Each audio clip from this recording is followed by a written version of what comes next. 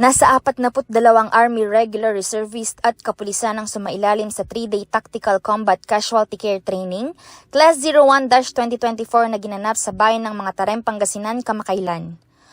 Formal na nagbukas ang nasabing pagsasanay sa isinagawang opening ceremony na pinangunahan ni Colonel Cesar Almer Candelaria, Commanding Officer ng Camp Aquino Station Hospital na nagsilbing keynote speaker katuwang si Lieutenant Colonel Benny Sinca, Commanding Officer ng 71st Infantry Kaibigan Battalion.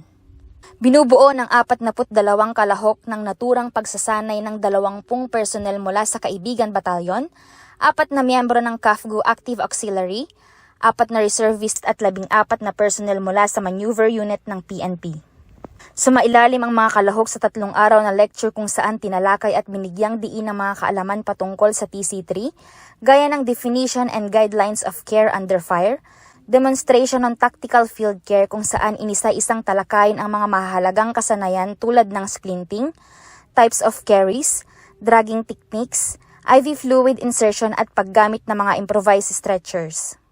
Samantala, ang huling araw ng training ay nagsagawa ng final practical exercise ang mga kalahok kung saan ipinakita nila ang kanilang mga natutunan sa 3 araw na lecture.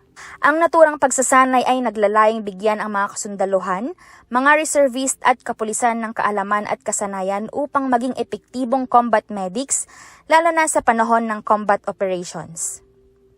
Mula dito sa mga Tarem, Pangasinan, ako, si Sheila Guerrero, ang inyong kaugnay.